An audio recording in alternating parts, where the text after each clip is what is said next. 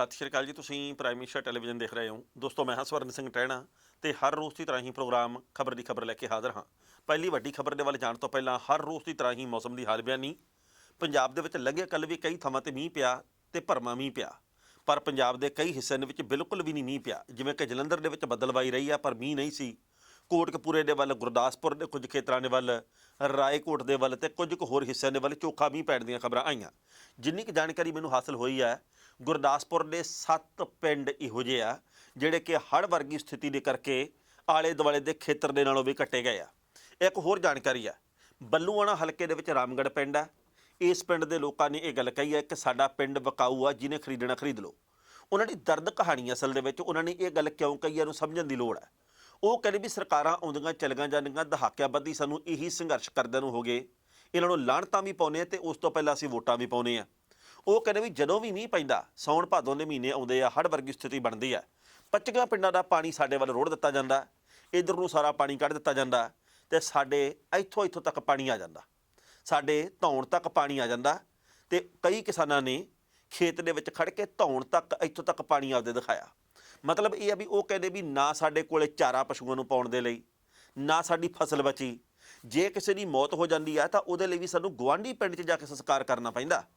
ਉਹ ਕਹਿੰਦੇ ਜੀ ਕਿ ਸਾਡੇ ਪਿੰਡ ਦੇ ਵਿੱਚ ਪੀਣ ਵਾਲੇ ਪਾਣੀ ਦਾ ਇੰਨਾ ਗੰਦਾ ਹਾਲ ਆ ਵੀ ਵਾਟਰ ਵਰਕਸ ਦੇ ਪਾਣੀ ਦੇ ਵਿੱਚੋਂ ਮੁਸ਼ਕ ਮਾਰਨਾ, ਅਸੀਂ ਆਲੇ ਦੁਆਲੇ ਦੇ ਖੇਤਰਾਂ ਦੇ ਵਿੱਚੋਂ ਪਾਣੀ ਲੈ ਕੇ ਆਉਂਦੇ ਹਾਂ। ਉਹਨਾਂ ਦੀ ਦਰਦ ਕਹਾਣੀ ਦੇਖੋ, ਉਹਨਾਂ ਨੇ ਅੰਦਰੋਂ ਕੀ ਚੱਲਦਾ ਹੋਊਗਾ ਜਦੋਂ ਉਹ ਬੋਲੇ ਆ। ਉਹ ਕਹਿੰਦੇ ਜਾਂ ਤਾਂ ਫਿਰ ਸਾਡੇ ਪਿੰਡ ਦੀ ਹਾਲਤ ਸੁਧਾਰ ਦਿੱਤੀ ਜਾਵੇ ਅਤੇ ਜਾਂ ਫਿਰ ਰੱਬ ਦਾ ਵਾਸਤਾ ਸਾਡੇ ਪਿੰਡ ਨੂੰ ਕਿਸੇ ਹੋਰ ਸੂਬੇ ਨਾਲ ਜੋੜ ਦਿੱਤਾ ਜਾਵੇ। ਤੁਹਾਡੇ ਤਾਂ ਵਾਜੇ ਵੱਜੇ ਪਏ ਆ। ਸੋ ਇਹੋ ਜਿਹੇ ਵੀ ਕਈ ਪਿੰਡ ਹੈਗੇ ਆ ਜਿਹੜੇ ਕਿ ਵਿਕਾਊ ਆ। ਇਹ ਦਰਦ ਦੇ ਕਰਕੇ ਉਹ ਆਪਣੇ ਜਜ਼ਬਾਤ ਜ਼ਾਹਰ ਕਰਦੇ ਆ। ਕੋਈ ਲੈ ਸਕਦਾ ਤਾਂ ਲੈ ਲਓ ਜੀ, ਮੇਰਾ ਸਾਰਾ ਹੀ ਪਿੰਡ ਵਿਕਾਊ ਆ। ਸੋ ਪੰਜਾਬ ਦੇ ਪਿੰਡਾਂ ਦੇ ਵਿੱਚ ਰੱਬ ਵਸਦਾ ਸੀ ਅਤੇ ਰੱਬ ਵਸਦਾ ਰਵੇ, ਇਹਦੀ ਅਸੀਂ ਕਾਮਨਾ ਕਰਦੇ ਹਾਂ। ਪਰ ਇਹ ਤਾਂ ਹੋਊਗਾ ਜੇਕਰ ਸਾਡੀਆਂ ਸਰਕਾਰਾਂ ਅਤੇ ਅਸੀਂ ਸਾਰੇ ਸਮੂਹਕ ਤੌਰ ਦੇ ਉੱਤੇ ਹਮਲਾ ਮਾਰਾਂਗੇ। ਪੰਜਾਬ ਦੇ ਬਹੁਤ ਸਾਰੇ ਪਿੰਡ ਮਿਸਾਲ ਵੀ ਬਣੇ ਆ, ਪਰ ਪੰਜਾਬ ਦੇ ਸਰਹੱਦੀ ਖੇਤਰ ਦੇ ਇਹੋ ਜਿਹੇ ਪਿੰਡਾਂ ਦੀ ਘਾਟ ਵੀ ਨਹੀਂ ਜਿੱਥੇ ਕਿ ਬੱਚਿਆਂ ਨੂੰ ਸਕੂਲਾਂ ਵੱਲ ਜਾਣ ਦੇ ਲਈ ਵੀ ਆਪਾਂ ਜਾਣਦੇ ਵੀ ਕਿੰਨੀ ਮੁਸ਼ਕਿਲ ਤੈਅ ਕਰਨੀ ਪੈਂਦੀ ਹੈ ਅਤੇ ਕਿੰਨੇ ਉਹਨਾਂ ਨੂੰ ਹਸਪਤਾਲ ਦੂਰ ਪੈਂਦੇ ਆ ਅਤੇ ਕਿਹੋ ਜਿਹੀਆਂ ਉੱਥੇ ਸਿਹਤ ਦੀਆਂ ਅਤੇ ਕਿਹੋ ਜਿਹੀਆਂ ਉੱਥੇ ਮੁੱਢਲੀਆਂ ਸਹੂਲਤਾਂ ਹੈਗੀਆਂ, ਕੁਝ ਦੱਸਣ ਅਤੇ ਪੁੱਛਣ ਦੀ ਲੋੜ ਨਹੀਂ। ਆਉਂਦੇ 24 ਘੰਟੇ ਦੇ ਵਿੱਚ ਕਿੰਨਾ ਕੁ ਮੀਂਹ ਪੈਂਦਾ, ਇਹ ਜਿਵੇਂ ਜਿਵੇਂ ਜਾਣਕਾਰੀ ਆਈ ਅਤੇ ਅਸੀਂ ਤੁਹਾਡੇ ਨਾਲ ਸਾਂਝੀ ਜ਼ਰੂਰ ਕਰਾਂਗੇ। ਜਿਹੜੀ ਪਹਿਲੀ ਵੱਡੀ ਖਬਰ ਹੈ ਉਹ ਹੈਗੀ ਹੈ ਜੀ, ਵਿਰੋਧੀ ਪਾਰਟੀ ਕਾਂਗਰਸ ਦੇ ਵੱਲੋਂ ਸੁਖਪਾਲ ਸਿੰਘ ਖਹਿਰਾ ਵੱਲੋਂ, ਜਿਹੜੇ ਕਿ ਭੁਲੱਥ ਖੇਤਰ ਤੋਂ ਵਿਧਾਇਕ ਆ, ਉਹਨਾਂ ਦੇ ਵੱਲੋਂ ਅਰਵਿੰਦ ਕੇਜਰੀਵਾਲ ਦੇ ਉੱਤੇ ਲਾਏ ਗਏ ਦੋਸ਼ਾਂ ਨਾਲ ਸੰਬੰਧਿਤ ਉਹਨਾਂ ਨੇ ਕੱਲ੍ਹ ਕੁਝ ਕੁ ਦਸਤਾਵੇਜ਼ ਜ਼ਾਹਰ ਕੀਤੇ ਆ, ਨਸ਼ਰ ਕੀਤੇ ਆ। ਉਹ ਕਹਿੰਦੇ ਵੀ ਅਰਵਿੰਦ ਕੇਜਰੀਵਾਲ ਰਾਸ਼ਟਰੀ ਕਨਵੀਨਰ ਆ ਪਾਰਟੀ ਦੇ ਅਤੇ ਪੰਜਾਬ ਦੇ ਪ੍ਰਧਾਨ ਹੈਗੇ ਆਮ ਆਦਮੀ ਪਾਰਟੀ ਦੇ ਭਗਵੰਤ ਮਾਨ। ਪਰ ਅਰਵਿੰਦ ਕੇਜਰੀਵਾਲ ਨੂੰ ਪੰਜਾਬ ਦਾ ਕਨਵੀਨਰ ਦੱਸ ਕੇ ਜ਼ੈਡ ਸਿਕਿਉਰਿਟੀ ਮਿਲੀ ਹੋਈ ਆ। ਉਹਨਾਂ ਨੇ ਇਹ ਗੱਲ ਕਹੀ ਆ, ਇਹ ਠੱਗੀ ਆ, ਇਹ ਫਰੌਡ ਆ, ਇਹ ਪੰਜਾਬ ਦੇ ਲੋਕਾਂ ਨਾਲ ਧੋਖਾ, ਇਹ ਪੰਜਾਬ ਦੇ ਹਿੱਤਾਂ ਦੇ ਉੱਤੇ ਡਾਕਾ, ਇਹ ਪੰਜਾਬ ਦੇ ਨਾਲ ਧੱਕੇਸ਼ਾਹੀ ਆ। ਇਹ ਵੱਖਰੀ ਗੱਲ ਆ ਵੀ ਬਾਅਦ ਦੇ ਵਿੱਚ ਪੰਜਾਬ ਦੀ ਪੁਲਿਸ ਦਾ ਇੱਕ ਬਿਆਨ ਆਇਆ।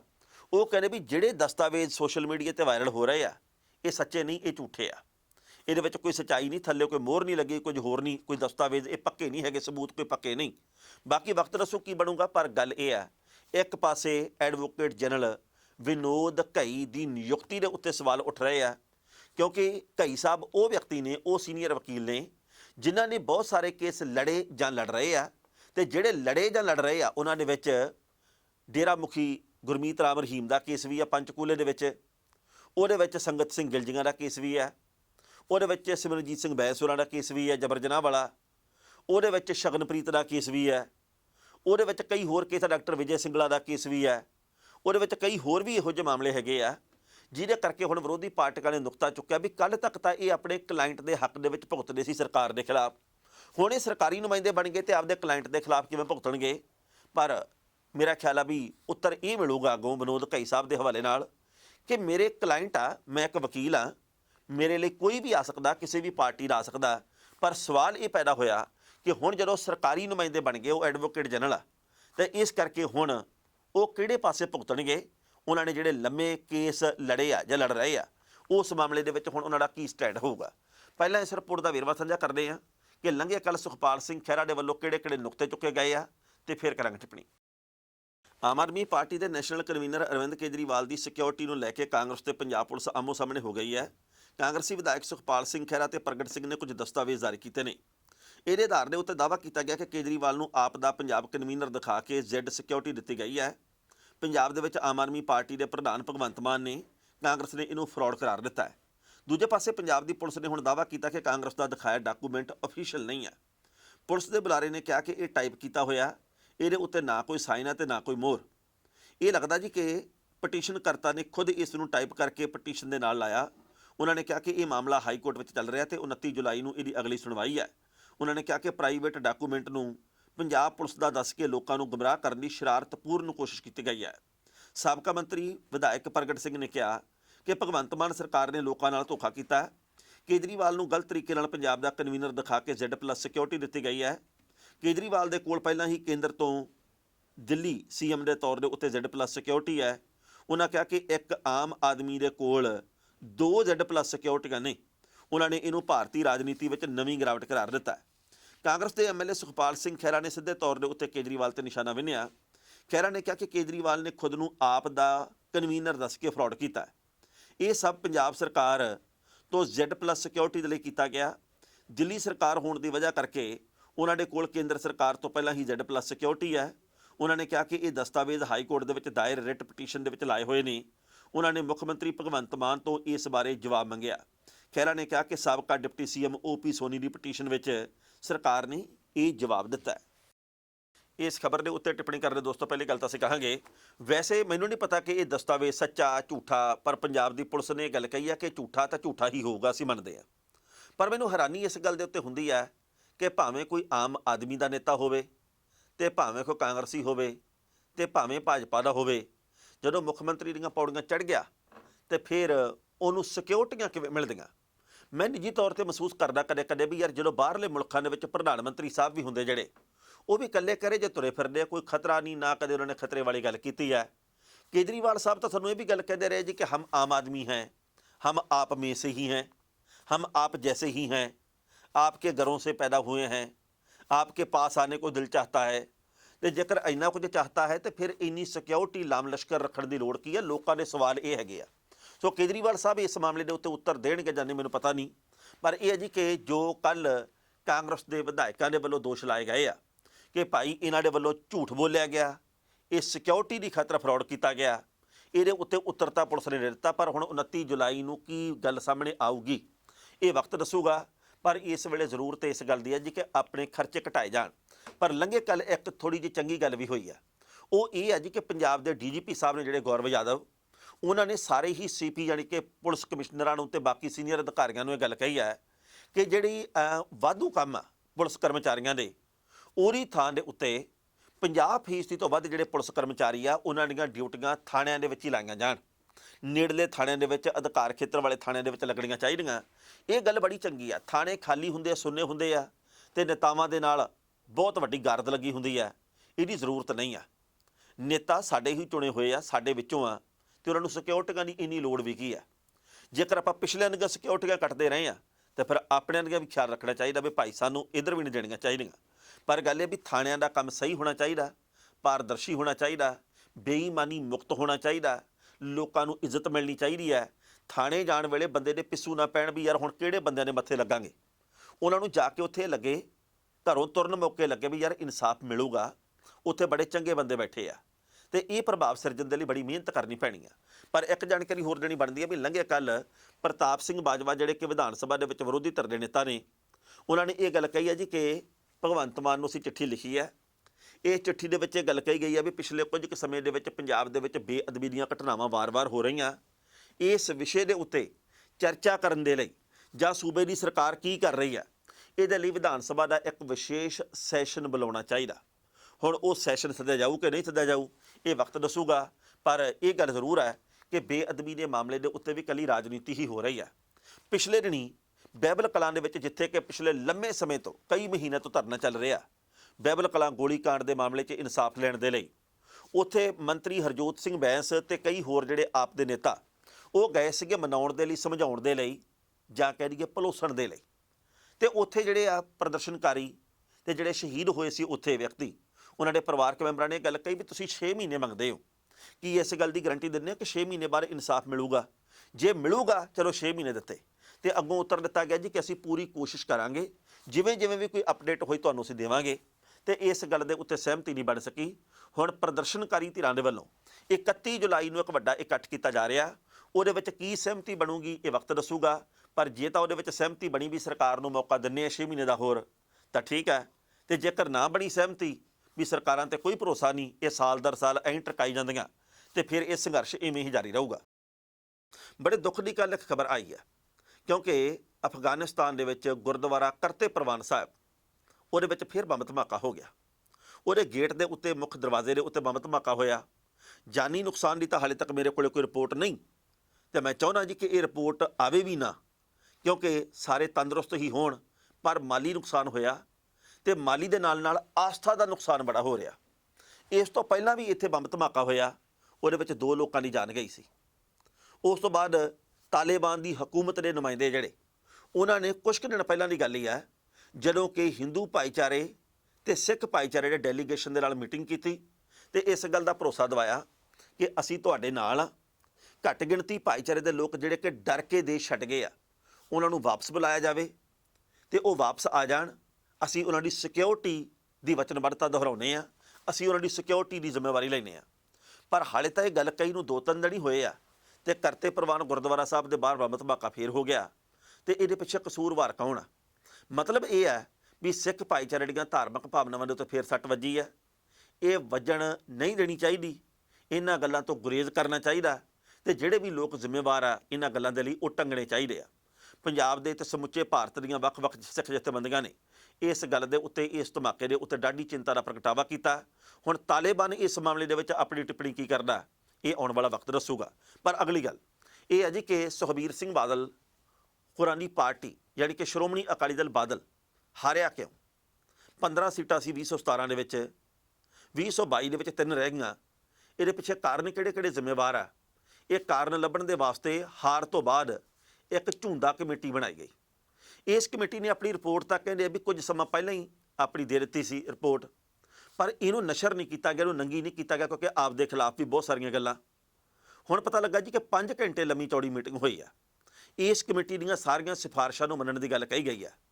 ਹੁਣ ਸਿਫਾਰਿਸ਼ਾਂ ਦੱਸੀਆਂ ਤਾਂ ਨਹੀਂ ਗਈਆਂ ਵੀ ਭਾਈ ਇਹਦੇ 'ਚ ਕਿਹੜੀਆਂ ਕੋਈ ਗੱਲ ਮੀਡੀਆ ਦੇ ਵਿੱਚ ਆਈ ਨਹੀਂ, ਪਰ ਇਹ ਗੱਲ ਦਾ ਅੰਦਾਜ਼ਾ ਜ਼ਰੂਰ ਆ ਵੀ ਇਹਦੇ ਵਿੱਚ ਕਿਹਾ ਗਿਆ ਹੋਏਗਾ ਕਿ ਜੀ ਇੱਕ ਤਾਂ ਲੀਡਰਸ਼ਿਪ ਬਦਲੀ ਜਾਵੇ, ਸ਼੍ਰੋਮਣੀ ਕਮੇਟੀ ਦੇ ਕੰਮ ਢੰਗ ਦੇ ਵਿੱਚ ਤਬਦੀਲੀ ਕੀਤੀ ਜਾਵੇ, ਉਹੀ ਜਿਹੜੀਆਂ ਪੁਰਾਣੀਆਂ ਘਿਸੀਆਂ ਪਿੱਟੀਆਂ ਗੱਲਾਂ ਦੀ ਥਾਂ ਦੇ ਉੱਤੇ ਨਵੇਂ ਸਿਰੇ ਤੋਂ ਰਾਜਨੀਤੀ ਦੀ ਸ਼ੁਰੂਆਤ ਕੀਤੀ ਜਾਵੇ, ਤੇ ਲੋਕਾਂ ਨੂੰ ਭਰੋਸਾ ਬਣਾਇਆ ਜਾਵੇ ਜੀ ਕਿ ਅਸੀਂ ਤੁਹਾਡੇ ਹਾਂ। ਹੁਣ ਤੱਕ ਕਾਰਪੋਰੇਟ ਕੰਪਨੀ ਵਰਗੀ ਜਿਹੜੀ ਬਣ ਕੇ ਚੱਲੀ ਅਕਾਲੀ ਦਲ ਪਾਰਟੀ, ਇਹਦੇ ਨਾਲ ਜਿਹੜੀਆਂ ਗੱਲਾਂ ਜੁੜੀਆਂ ਸੱਚੀਆਂ ਜਾਂ ਝੂਠੀਆਂ ਉਹ ਲਾਈਆਂ ਜਾਣ, ਤੇ ਪਤਾ ਲੱਗਾ ਜੀ ਕਿ ਇਸ ਮਾਮਲੇ ਦੇ ਉੱਤੇ 2-3 ਮੀਟਿੰਗਾਂ ਦੇ ਵਿੱਚ ਅਗਲੀ ਕਾਰਵਾਈ ਵੀ ਹੋ ਜਾਣੀ ਆ। ਪਹਿਲਾਂ ਇਸ ਰਿਪੋਰਟ ਦਾ ਵੇਰਵਾ ਤੇ ਫਿਰ ਕਰਾਂਗੇ ਟਿੱਪਣੀ। ਸ਼੍ਰੋਮਣੀ ਅਕਾਲੀ ਦਲ ਬਾਦਲ ਦੇ ਵੱਲੋਂ ਕੋਰ ਕਮੇਟੀ ਦੀ ਚੰਡੀਗੜ੍ਹ ਦੇ ਵਿੱਚ 5 ਘੰਟੇ ਮੀਟਿੰਗ ਹੋਈ। ਮੀਟਿੰਗ ਤੋਂ ਬਾਅਦ ਅਕਾਲੀ ਨੇਤਾਵਾਂ ਨੇ ਕਿਹਾ ਕਿ ਪਾਰਟੀ ਦੇ 13 ਮੈਂਬਰੀ ਝੂੰਦਾ ਕਮੇਟੀ ਦੀ ਸਿਫਾਰਿਸ਼ ਬਣ ਲਈ ਗਈ ਹੈ। ਇਹਦੇ ਵਿੱਚ 42 ਸੁਝਾਅ ਦਿੱਤੇ ਗਏ ਨੇ। ਇਹਨਾਂ ਸੁਝਾਵਾਂ ਨੂੰ ਲਾਗੂ ਕਰਨ ਦੇ ਲਈ ਫੈਸਲਾ ਹੁਣ ਪਾਰਟੀ ਪ੍ਰਧਾਨ ਸੁਖਬੀਰ ਸਿੰਘ ਬਾਦਲ ਕਰਨਗੇ। ਇਕਬਾਲ ਸਿੰਘ ਝੂੰਦਾ ਨੇ ਕਿਹਾ ਕਿ ਪੰਜਾਬ ਦੇ 117 ਵਿੱਚੋਂ 100 ਹਲਕਿਆਂ ਦੇ ਵਿੱਚ ਜਾ ਕੇ ਫੀਡਬੈਕ ਲਈ ਗਈ ਹੈ। ਅਕਾਲੀ ਵਰਕਰਾਂ ਦੇ ਨਾਲ ਸਿੱਖ ਸੰਗਤ ਨੂੰ ਵੀ ਪੁੱਛਿਆ ਗਿਆ ਕਿ ਆਖਰ 2022 ਦੇ ਵਿੱਚ ਅਕਾਲੀ ਦਲ ਕਿਵੇਂ ਹਾਰ ਗਿਆ। ਰਿਪੋਰਟ ਦੇ ਵਿੱਚ ਜਿਹੜਾ ਵੀ ਨਿਚੋੜ ਨਿਕਲਿਆ ਉਹ ਪਾਰਟੀ ਨੂੰ ਸੌਂਪ ਦਿੱਤਾ ਗਿਆ। ਝੂੰਦਾ ਨੇ ਕਿਹਾ ਕਿ ਜੋ ਗੱਲ ਲੀਡਰਸ਼ਿਪ ਦੇ ਖਿਲਾਫ ਗਈ ਉਹਦਾ ਜ਼ਿਕਰ ਵੀ ਰਿਪੋਰਟ ਦੇ ਵਿੱਚ ਹੈ। ਪਾਰਟੀ ਕੋਲੋਂ ਜਿਹੜੀਆਂ ਗਲਤੀਆਂ ਹੋਈਆਂ ਉਹਨੂੰ ਵੀ ਰਿਪੋਰਟ ਦਾ ਹਿੱਸਾ ਬਣਾਇਆ ਗਿਆ। 1-2 ਮੀਟਿੰਗਾਂ ਤੋਂ ਬਾਅਦ ਇਹਨੂੰ ਜਨਤਕ ਕਰ ਦਿੱਤਾ ਜਾਵੇਗਾ। ਅਕਾਲੀ ਨੇਤਾਵਾਂ ਨੇ ਸਾਫ਼ ਕਰ ਦਿੱਤਾ ਕਿ ਝੂੰਦਾ ਕਮੇਟੀ ਦੀ ਰਿਪੋਰਟ ਦੇ ਵਿੱਚ ਪ੍ਰਧਾਨ ਬਦਲਣ ਦਾ ਕੋਈ ਸੁਝਾਅ ਨਹੀਂ ਹੈ। ਸੁਖਬੀਰ ਸਿੰਘ ਬਾਦਲ ਹੀ ਪਾਰਟੀ ਦੇ ਪ੍ਰਧਾਨ ਬਣੇ ਰਹਿਣਗੇ। ਝੂੰਦਾ ਕਮੇਟੀ ਦੀ ਇਸੇ ਰਿਪੋਰਟ ਨੂੰ ਲਾਗੂ ਕਰਨ ਦੀ ਮੰਗ ਵਿਧਾਇਕ ਮਨਪ੍ਰੀਤ ਸਿੰਘ ਇਆਲੀ ਨੇ ਵੀ ਕੀਤੀ ਸੀ। ਉਹਨਾਂ ਨੇ ਇਹਦਾ ਹਵਾਲਾ ਦੇ ਕੇ ਰਾਸ਼ਟਰਪਤੀ ਚੋਣ ਦਾ ਬਾਈਕਾਟ ਵੀ ਕੀਤਾ ਸੀ। ਅਕਾਲੀ ਦਲ ਦੇ ਕਹਿਣ ਦੇ ਬਾਵਜੂਦ ਉਹਨਾਂ ਨੇ ਭਾਜਪਾ ਸਮਰਥਿਤ NDA ਉਮੀਦਵਾਰ ਦ੍ਰੋਪਦੀ ਮੁਰਮੂ ਨੂੰ ਵੋਟ ਨਹੀਂ ਸੀ ਪਾਈ।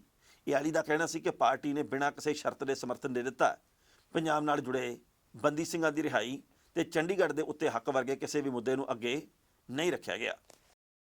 ਇਸ ਖਬਰ ਦੇ ਉੱਤੇ ਟਿੱਪਣੀ ਕਰਦੇ ਦੋਸਤੋ, ਪਹਿਲੀ ਗੱਲ ਤਾਂ ਅਸੀਂ ਕਹਾਂਗੇ 10 ਸਾਲ ਅਕਾਲੀ ਦਲ ਦਾ ਰਾਜ ਰਿਹਾ, ਬਹੁਤ ਚੰਗਾ ਵੇਲਾ ਵੀ ਦੇਖਿਆ, ਤੇ ਅੱਜ ਅਕਾਲੀ ਦਲ ਦੇ ਉੱਤੇ ਬਹੁਤ ਮਾੜਾ ਵੇਲਾ ਵੀ ਹੈ। ਇਹ ਗੱਲ ਹੋ ਸਕਦਾ ਕਿਸੇ ਨੂੰ ਕੌੜੀ ਵੀ ਲੱਗੇ, ਕਿਉਂਕਿ ਅਸੀਂ ਕਿਸੇ ਵੀ ਪਾਰਟੀ ਦੀ ਅੰਨੀ ਭਗਤੀ ਕਰ ਸਕਦੇ ਹਾਂ, ਪਰ ਜੋ ਸਥਿਤੀ ਹੈ, ਜ਼ਮੀਨੀ ਸਥਿਤੀ ਹੈ, ਉਹ ਤਾਂ ਦਿਸਦੀ ਹੀ ਹੁੰਦੀ ਹੈ। ਕੋਈ ਮੰਨੇ ਜਾਂ ਨਾ ਮੰਨੇ, ਮੈਂ ਅੱਗੇ ਵੀ ਇੱਕ ਵਾਰੀ ਮੇਰੀ ਕਿਸੇ ਨਾਲ ਗੱਲ ਹੋਈ, ਉਹ ਮੈਨੂੰ ਕਹਿੰਦਾ ਜੀ ਕਿ ਨਹੀਂ ਸਾਡੀ ਪਾਰਟੀ ਦੀ ਸਥਿਤੀ ਬਹੁਤ ਚੰਗੀ ਹੈ। ਮੈਂ ਉਹਨੂੰ ਬੇਨਤੀ ਕੀਤੀ ਸੀ ਵੀ ਭਾਈ ਇਉਂ ਨਹੀਂ ਹੁੰਦਾ, ਆਲੋਚਨਾ ਕਰਨੀ ਸਿੱਖੋ ਤੇ ਆਲੋਚਨਾ ਸਹਿਣੀ ਵੀ ਸਿੱਖੋ। ਜੇ ਤੁਹਾਡੀ ਪਾਰਟੀ ਦੀ ਕੋਈ ਆਲੋਚਨਾ ਕਰਦਾ, ਭਾਵੇਂ ਕਾਂਗਰਸ ਆ, ਭਾਵੇਂ ਆਪ ਆ, ਭਾਵੇਂ ਬੀਜੇਪੀ ਆ, ਭਾਵੇਂ ਅਕਾਲੀ ਆਗੂ ਆ, ਭਾਵੇਂ ਬਸਪਾ ਆ, ਭਾਵੇਂ ਕੋਈ ਹੋਰ ਆ, ਤਾਂ ਉਹਨੂੰ ਵਿਕ ਗਿਆ, ਖਰੀਦ ਲਿਆ, ਆਹ ਹੋ ਗਿਆ, ਆਹ ਹੋ ਗਿਆ, ਐਦਾਂ ਦੇ ਸਰਟੀਫਿਕੇਟ ਦੇਣੇ ਬੰਦ ਕਰੋ। ਤੇ ਜੇਕਰ ਤੁਹਾਨੂੰ ਇਹ ਲੱਗਦਾ ਜੀ ਕਿ ਉਹ ਬੰਦਾ ਗਲਤ ਕਹਿੰਦਾ, ਤੇ ਫਿਰ ਨਤੀਜਿਆਂ ਦੇ ਵਿੱਚ ਵੇਖ ਲਿਆ ਕਰੋ ਵੀ ਭਾਈ ਤੁਹਾਡੇ ਢਿੱਡ ਪੱਲੇ ਕੀ ਪਿਆ। ਸੋ ਅਕਾਲੀ ਦਲ ਦੇ ਜਨੂਨੀ ਜਿਹੜੇ ਪ੍ਰਸ਼ੰਸਕ ਆ, ਉਹਨਾਂ ਨੂੰ ਵੀ ਬੇਨਤੀ ਇਹ ਆ ਜੀ ਕਿ ਉਹ ਪਾਰਟੀ ਨੂੰ ਮੁੱਖ ਧਾਰਾ ਦੇ ਵਿੱਚ ਲੈ ਕੇ ਆਉਣ ਦੇ ਲਈ ਯਤਨ ਕਰਨ। ਉਹਨਾਂ ਨੂੰ ਇਸ ਗੱਲ ਦੀ ਜ਼ਰੂਰਤ ਹੈ ਵੀ ਉਹ ਹਰ ਗੱਲ ਦੇ ਉੱਤੇ ਸਹੀ ਪਾਉਣ ਦੀ ਥਾਂ ਦੇ ਉੱਤੇ ਗਲਤ ਨੂੰ ਗਲਤ ਕਹਿਣ ਦਾ ਜਜ਼ਬਾ ਪੇਸ਼ ਕਰਨ। ਤੇ ਉਸ ਤੋਂ ਅਗਲੀ ਬੇਨਤੀ ਇਹ ਹੈ ਵੀ ਅਕਾਲੀ ਦਲ ਬਹੁਤ ਵੱਡੀ ਪੁਰਾਣੀ ਪਾਰਟੀ ਹੈ, ਇਹਦੇ ਤੋਂ ਬਹੁਤ ਸਾਰੀਆਂ ਲੋਕਾਂ ਨੇ ਆਸਾਂ ਕੀਤੀਆਂ, ਪਰ ਸਮੇਂ ਦੇ ਨਾਲ ਇਹ ਆਸਾਂ ਤਿੜਕੀਆਂ। ਇਸੇ ਕਰਕੇ ਨਵਿਆਂ ਨੂੰ ਮੌਕਾ ਦਿੱਤਾ ਤੇ ਪੁਰਾਣਿਆਂ ਤੋਂ ਲੋਕਾਂ ਨੇ ਮੂੰਹ ਫੇਰ ਲਿਆ। ਜੇਕਰ ਅਕਾਲੀ ਦਲ ਪਾਰਟੀ ਇਹ ਚਾਹੁੰਦੀ ਹੈ ਕਿ ਭਵਿੱਖ ਦੇ ਵਿੱਚ ਅਸੀਂ ਲੋਕਾਂ ਦੇ ਦਿਲ ਜਿੱਤ ਗਏ, ਤਾਂ ਦਿਨ ਰਾਤ ਮਿਹਨਤ ਕਰਨੀ ਪਊਗੀ। ਤੇ ਜਿਹੜੇ ਲੀਡਰ ਹੁਣ ਤੱਕ ਪਰਖ ਕੇ ਛੱਡੇ ਹੋਏ ਆ, ਜਿਨ੍ਹਾਂ ਨੇ ਪਰਖਣ ਦੇ ਬਾਵਜੂਦ ਕੁਝ ਨਹੀਂ ਕੀਤਾ, ਜਿਨ੍ਹਾਂ ਨੂੰ ਵਾਰ-ਵਾਰ ਵੱਖ-ਵੱਖ ਥਾਵਾਂ ਤੇ ਮੌਕੇ ਮਿਲੇ ਆ, ਉਹਨਾਂ ਨੂੰ ਦਰਕਿਨਾਰ ਕਰਕੇ ਨਵਿਆਂ ਨੂੰ, ਇਮਾਨਦਾਰਾਂ ਨੂੰ, ਊਰਜਾਵਾਨਾਂ ਨੂੰ ਮੌਕਾ ਦੇਣਾ ਪਊਗਾ। ਇਹ ਨਹੀਂ ਵੀ ਭਾਈ ਕਿੰਨੇ ਵਾਰ ਬੰਦਾ ਵਿਧਾਇਕ ਰਹਿ ਲਿਆ, ਕਿੰਨੀ ਵਾਰੀ ਲੋਕ ਸਭਾ ਦਾ ਮੈਂਬਰ ਬਣ ਗਿਆ ਤੇ ਉਹਦੇ ਉੱਤੇ ਫਿਰ ਦਾ ਖੇਡੀ ਜਾਓ। ਥੋੜ੍ਹਾ ਜਿਹਾ ਉਹਨਾਂ ਨੂੰ ਵੀ ਆਰਾਮ ਦਿਓ। ਉਹਨਾਂ ਨੂੰ ਵੀ ਬੀਜੇਪੀ ਦੇ ਵਾਂਗੂ ਵੀ ਭਾਈ ਸਲਾਹਕਾਰ ਕਮੇਟੀ ਦੇ ਵਿੱਚ ਜਾਂ ਮਾਰਗਦਰਸ਼ਨ ਮੰਡਲ ਦੇ ਵਿੱਚ ਰੱਖ ਲਓ। ਪਰ ਇਹ ਹੈ ਜੀ ਕਿ ਇਸ ਵੇਲੇ ਜ਼ਰੂਰਤ ਇਸ ਗੱਲ ਦੀ ਹੈ ਵੀ ਪੰਜਾਬ ਦੀਆਂ ਖੇਤਰੀ ਪਾਰਟੀਆਂ ਜਿਹੜੀਆਂ, ਜਾਂ ਕਿਸੇ ਵੀ ਸੂਬੇ ਦੀਆਂ ਖੇਤਰੀ ਪਾਰਟੀਆਂ ਜਿਹੜੀਆਂ, ਉਹ ਬਚੀਆਂ ਰਹਿਣ। ਅਕਾਲੀ ਦਲ ਨੇ ਗਲਤੀਆਂ ਕੀਤੀਆਂ, ਹਾਲ ਅੱਜ ਵਾਲਾ ਹੋਇਆ। ਇਕਬਾਲ ਸਿੰਘ ਝੁੰਦਾ ਕਮੇਟੀ ਦੀ ਰਿਪੋਰਟ ਨਸ਼ਰ ਹੋਵੇ ਜਾਂ ਨਾ ਹੋਵੇ, ਜਾਂ ਜਦੋਂ ਵੀ ਹੋਈ ਉਦੋਂ ਪਤਾ ਲੱਗੂਗਾ। ਪਰ ਗੱਲ ਇਹ ਹੈ ਵੀ ਇਸ ਰਿਪੋਰਟ ਦੇ ਵਿੱਚ ਜੇਕਰ ਇਹ ਵੀ ਗੱਲ ਲਿਖੀ ਹੋਈ ਵੀ ਭਾਈ ਗਲਤੀਆਂ ਆਪ ਬਹੁਤ ਕੀਤੀਆਂ, ਕਿਸੇ ਹੋਰ ਨੇ ਨਹੀਂ ਕੀਤੀ, ਗਲਤੀਆਂ ਆਪ ਹੀ ਕੀਤੀਆਂ, ਆਪਾਂ ਜ਼ਮੀਨੀ ਹਕੀਕਤ ਨੂੰ ਟੋਕ ਕੇ ਨਹੀਂ ਦੇਖ ਸਕੇ। ਕੋਈ ਵੇਲਾ ਸੀ ਆਪਾਂ ਪੰਥਕ ਮੁੱਦੇ ਚੁੱਕਦੇ ਸੀ, ਹੌਲੀ ਹੌਲੀ ਆਪਾਂ ਇਹਨਾਂ ਮੁੱਦਿਆਂ ਨੂੰ ਦਰਕਿਨਾਰ ਕਰਤਾ ਤੇ ਹਾਲਾਤ ਅੱਜ ਵਾਲੇ ਬਣ ਗਏ। ਮੈਨੂੰ ਕਦੇ ਕਦੇ ਇਸ ਗੱਲ ਦੇ ਉੱਤੇ ਹੈਰਾਨੀ ਹੁੰਦੀ ਆ ਕਿ ਬਾਲੀਵੁੱਡ ਦੇ ਕਲਾਕਾਰ ਕਿਹੋ ਜਿਹੀਆਂ ਗੱਲਾਂ ਕਰਦੇ, ਅਵਲੀਆਂ ਗੱਲਾਂ ਕਰਦੇ ਆ। ਮੈਂ ਜਦੋਂ ਵੀ ਕਦੇ ਸੋਚਦਾ ਤਾਂ ਮੈਨੂੰ ਅਕਸ਼ੇ ਕੁਮਾਰ, ਰਾਮਦੇਵ, ਕੰਗਣਾ ਰਣੌਤ ਤੇ ਮਿਥੁਨ ਚੱਕਰਵਰਤੀ ਤੇ ਕਦੇ ਕਦੇ ਅਨੁਪਮ ਖੇਰ, ਇਹ ਸਾਰੇ ਮੈਨੂੰ ਇੱਕੋ ਜਿਹੇ ਲੱਗਦੇ ਆ, ਕਿਉਂਕਿ ਇਹ ਸਾਰੇ ਇੱਕੋ ਪਾਰਟੀ ਦੇ ਨਾਲ ਹੀ ਸੰਬੰਧਿਤ ਆ, ਇੱਕੋ ਪਾਰਟੀ ਦਾ ਗੁਣਗਾਨ ਕਰਦੇ ਆ। ਕੰਗਣਾ ਰਣੌਤ ਦੇ ਲਈ ਦੁਨੀਆ ਜਾਵੇ ਠੱਠੇ ਖੂਹ ਦੇ ਵਿੱਚ, ਪਰ ਉਹਦੇ ਲਈ ਉਹਦੀ ਪਾਰਟੀ ਸਰਵੋਤਮ ਆ। ਇਵੇਂ ਹੀ ਰਾਮਦੇਵ ਘੁੰਮ ਘੁਮਾ ਕੇ, ਢਿੱਡ ਘੁਮਾ ਕੇ, ਗੱਲ ਘੁਮਾ ਕੇ ਇੱਕ ਥਾਂ 'ਤੇ ਲਿਆਉਂਦੇ ਆ ਕਿ ਹਮਾਰੀ ਪਾਰਟੀ ਅੱਛੀ ਹੈ। ਜੇ ਗੱਲ ਕਰਦੇ ਮਿਥੁਨ ਚੱਕਰਵਰਤੀ ਦੀ, ਤੇ ਭਾਵੇਂ ਬੰਦੇ ਫੜ ਕੇ ਉਹਨੂੰ ਸਟੇਜ ਦੇ ਉੱਤੇ ਚੜਾਉਂਦੇ ਹੋਣ, ਪਰ ਉਹ ਕਹਿੰਦੇ ਵੀ ਮੈਂ ਕੋਬਰਾ ਹੂੰ, ਡਸ ਜਾਤਾ ਹੂੰ। ਤੇ ਕਮਾਲ ਦੀਆਂ ਗੱਲਾਂ ਉਹ ਕਰਦੇ ਆ। ਤੇ ਕੱਲ੍ਹ ਜਿਹੜੀ ਉਹਨਾਂ ਨੇ ਗੱਲ ਕਹੀ ਹੈ, ਉਹਦੇ ਉੱਤੇ ਹੈਰਾਨੀ ਹੋਈ ਹੈ। ਉਹ ਕਹਿੰਦੇ ਜੀ ਕਿ ਤ੍ਰਿਣਮੂਲ ਕਾਂਗਰਸ ਦੇ ਕਈ ਵਿਧਾਇਕ ਮੇਰੇ ਸੰਪਰਕ ਦੇ ਵਿੱਚ ਹੈ, ਬਹੁਤ ਜਲਦ ਬੀਜੇਪੀ ਦੀ 4 ਹੋਰ ਸੂਬਿਆਂ ਦੇ ਵਿੱਚ ਸਰਕਾਰ ਆਊਗੀ। ਉਹ ਕਹਿੰਦੇ ਜੀ ਕਿ ਕਮਾਲਾਂ ਹੋਈਆਂ ਪਈਆਂ, ਬੀਜੇਪੀ ਬਹੁਤ ਮਾਣ ਸਨਮਾਨ ਦਿੰਦੀ ਹੈ, ਸਾਰੇ ਭਾਈਚਾਰੇ ਨਾਲ ਬਣਾ ਕੇ ਰੱਖਦੀ ਹੈ, ਬੀਜੇਪੀ ਹੈ। ਪਹਿਲਾਂ ਇਸ ਰਿਪੋਰਟ ਦਾ ਵੇਰਵਾ ਤੇ ਫਿਰ ਕਰਾਂਗੇ ਟਿੱਪਣੀ।